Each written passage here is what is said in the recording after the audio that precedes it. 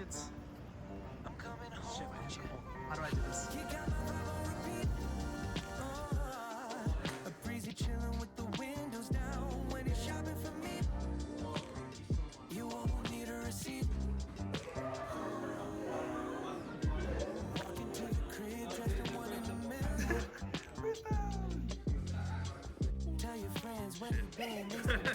What do you mean? Dude, what do you mean you have Rune Runner? I have 2 points to my name. So for this pre-rift, I got Diana for just blue and purple. Pretty straightforward colors, and it's really good in the aspect that it just has a really clear idea as to how you want to play. You want to play your small units, use their strong effects, repeat them if you have anything that bounces them back into your hand, or just repeat their effects overall, and just try to make your way onto the board.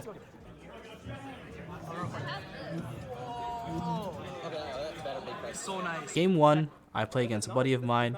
It's pretty straightforward gameplay. We're just both kind of doing the same thing, where we're just cycling through our decks, trying to get our power cards.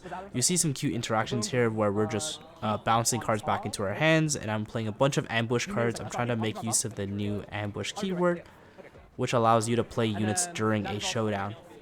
Makes it for very interactive and really tricky gameplay.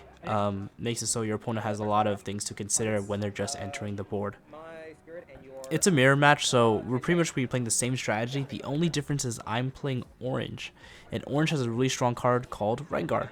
The only reason why I'm playing orange is because of this card. This card is just absolutely insane, allowing you to play on your opponent's turn, clearing your opponent's units, and you get the point. This card's just too nuts, so decided to play that. Rengar is so good because even though you'll see here the board is empty and I have no units there, I'll bounce the Rengar onto that, and it essentially kills the board and I get the point. It makes it really strong, and I end up getting the win.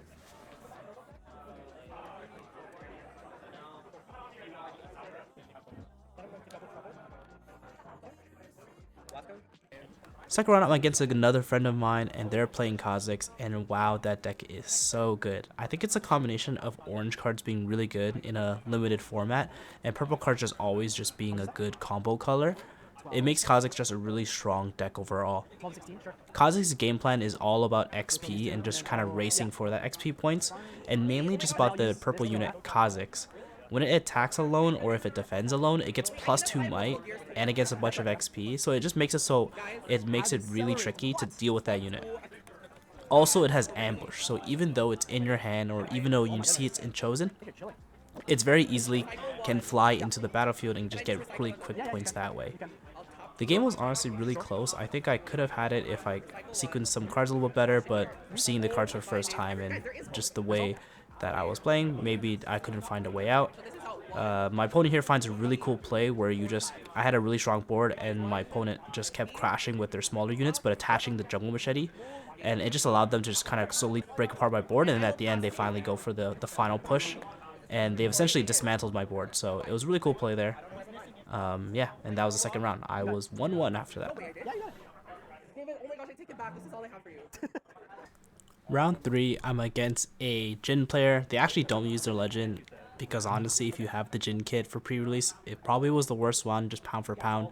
The cards were just too expensive, and Jin's kind of a deck where it thrives better in a constructed setting. In limited, the cards are just too slow, and they kind of don't have the right synergies.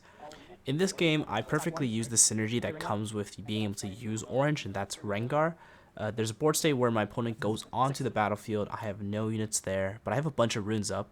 I decide to then play Rengar onto the battlefield. They ambush, play another unit onto there, and because we're still in a showdown, I get to play another card in the showdown to pop one of their units, and then Rengar wins the combat, and then I get a point on the opponent's turn.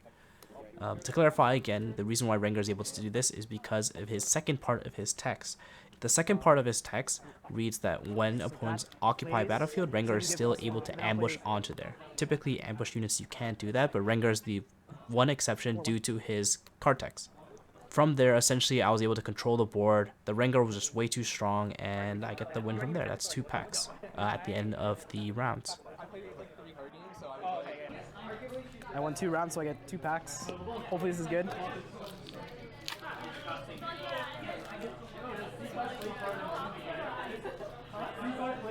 Don't need. Don't need. Imagine I throw a Baron. This would suck. Oh, I need this. Nice. Syndrome. Ah. Oh.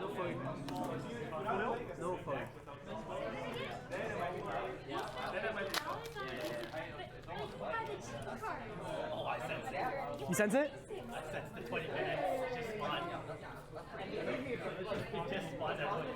Boro, Machete, Shepherd. Okay, I need this for the deck, so that's not bad. For my Ezreal deck. Ash.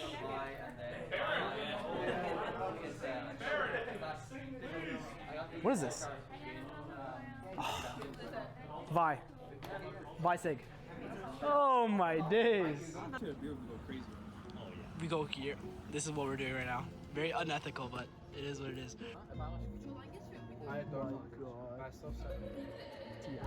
She gon' pull up to the crib. Just eat in peace, please. Let me just eat in peace. Surely, right? No way. After Miracle 3? It's chill, it's chill. Hey, chill, bro. Oh my god. Outside, no more, no. She just wanna dance one time. She just wanna dance. I've been trying to dance. Take it to the bar. Tell me what you want. Shake it on the floor. Got me in a trance. And she wanna go to war. That's one thing I'm looking for. She just wanna dance. I can see that. She opened her heart. Can't believe that. I said I've been working hard. She like where the peas at. Your ex, I ain't tryna be that. And you know I got the mug. Day 2, I'm at another pre-release, and this time I'm playing Yi. This orange-yellow strategy also incorporates the XP resource, so a lot of tracking with the XP, trying to get as high as we can in order to hit those thresholds to get Yi stronger. Specifically, Yi has a level 6 and level 11 threshold, similar to actual Leo Legends. Level 6 is when he gives all the units +1 might. It also gives the chosen Master Yi deflecting and ganking. And at level 11, it makes the Yi have all units when on play, they come in ready. The other card that's really good in this matchup, it's Concentrate. It's a draw 2 card, but when you have level 11, it turns from a 5 rune card to a 1 rune card. So every kind of threshold that we hit, we're discounting the card more and more. So name of the game for this one is just getting as much XP as possible. This time my third color I chose was yellow, only because I hit Dust Rose Lab and I hit LeBlanc, and I thought that the strategy was really aggressive, so it allowed me to kind of just build as much units as possible, kind of draw out from there, and just get a lot of cards into my hand. I want Yi to have like a lot of options for XP, and essentially I got that, so that was really solid. I think if anything, maybe I could have chosen purple to get my XP a little faster, but I don't think I saw a lot of the cards there, so it wasn't too bad. Round 1, I'm against Vex, a buddy of mine, and funny enough, this is their first time playing Riftbound, so a lot of the game here, it's going to be a lot of kind of just learning and kind of going through the process of playing Riftbound for the first time. If you've never played Riftbound before, I think pre-releases are probably your best time to try it out. The game is a lot more simplified, the deck building is a lot more easier, the game's just a lot shorter, and I think it's just a lot more fun to learn as a new player. You don't have to worry about all the kind of the constructed cards that are in the pool when it comes to playing at locals.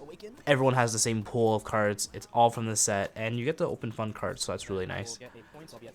The game plan for Yi is just really simple. In this game, it's the same thing. I kind of get as much XP as possible. I then just play a lot of good units, mainly just abusing the Yi and playing the Poppy as well, just playing really good units just to play in there. And I'm just trying to just value and trade with my opponent as much as I can, while also keeping minions kind of on my board to prep, to deal with the board. And yeah, that's essentially it. With that, on my final turn, I have the Yi that has ganking and a Moss Stomper, kind of holds the board from there, and we were able to get the win. Okay, I'll play Stare Down. I'll target my Yi, which is a 7 right now. It moves, it picks all your units that are 7 or less, and moves it back to your base. And then I'll gank over for game. That's crazy. Yeah. Second round, I'm against Vi, which typically the colors themselves come as very aggressive strategies. The red-yellow deck, you're spamming a lot of units out, you have really strong units themselves, and with the addition of orange, it actually becomes a little scary, especially if you hit some cards off your packs. In this case, they have Vi and the Jhin, with a bunch of other cool red cards as well, making the board actually really scary. In this game, I'm able to get the Gromp combo, which is essentially just Gromp with Jungle Machete. It's a 7 might unit that gets 4 XP for every Conquer and Hold, and because the unit's so big, you typically always win your first combat, and then you always win the Hold afterwards. So you're already getting 8 out of the 11 XP that you're looking for. So it's a lot of XP that you're already hitting the thresholds of, so it's really easy for you to then ready it, retreat back to your base, and then just win one more combat. You've hit the threshold already. So for majority of this game, that's essentially what I do. I play the Gromp, I kind of just run it around both battlefields, getting as much points as possible, and I'm actually really close. I think there was a turn where I misplayed where I was on the 6-point turn and I could have went for 8. In my case, I didn't go for it, and on the final turn, he was able to get this really crazy combo with Vi, essentially just breaking my first board on the left side, which had a bunch of units, then playing Arachnid Horror, which attacks a lone unit, then giving it ready, then moving it over to my board with 14 with a squash up or square up, whatever that card is. That card's insane. Making the unit super big and then going for the last points for the 8-point turn. So honestly, crazy turn that he had. I think literally his hand was so small that it was just like the perfect cards for the situation. So nothing really more I could do there. Lose a round, unfortunately, but I was able to have fun with this Gromp combo. This card is just so insane, just having 7 might and just being able to trade up so nicely, and being able to use concentrate for 1 rune to draw 2, and you're able to use it repeatedly. So I'm like sifting through my deck extremely fast. So it's very nice in that aspect. But yeah. Great dude. Steve?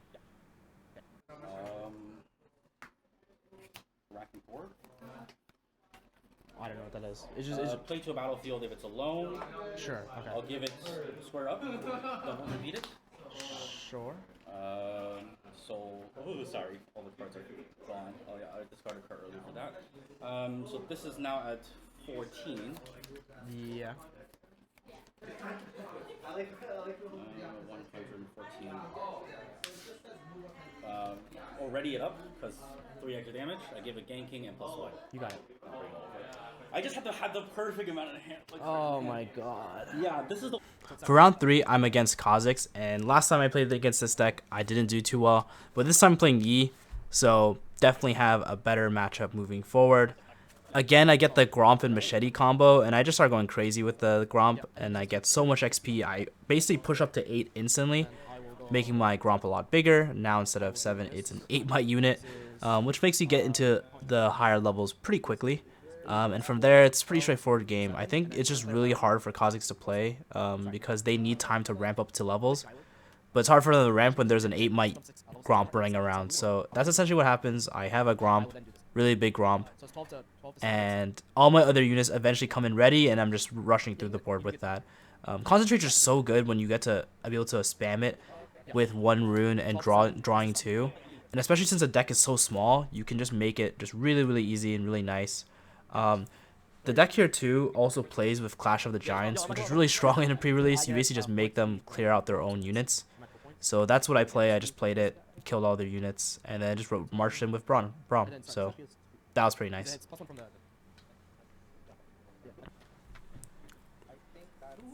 With that, I was able to get the win, so I end another pre-release at 2-1, and from there, didn't really open anything, and we spent the rest of the day essentially just going around town and enjoying the city. So, stay tuned for that.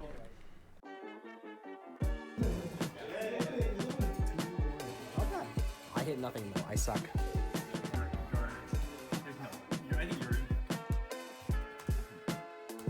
Look, as I roll and smoke my last one, I close my eyes so these tears don't damp the backwoods.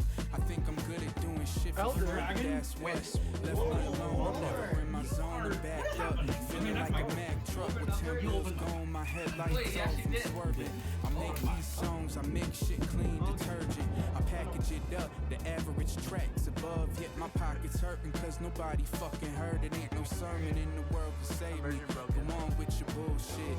Empty a full clip of songs trying to make Forbes list or at least a short list to get right on. Cause I don't know if I'ma make it to the end of this song. You saying it's wrong, but you ain't in these 4 walls with me. These fucking halls never swept up and the bar sticky. But art hit me better than somebody breathing. All that's left is making everybody see till they start believing. Yeah. I'll take a picture. It really has a line. You challenge. That's posted on your story. But the you challenge.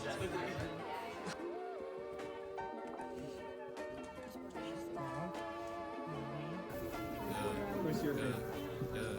Listen. No, In the closet, there's some skeletons. Anything that ain't up in my benefits irrelevant.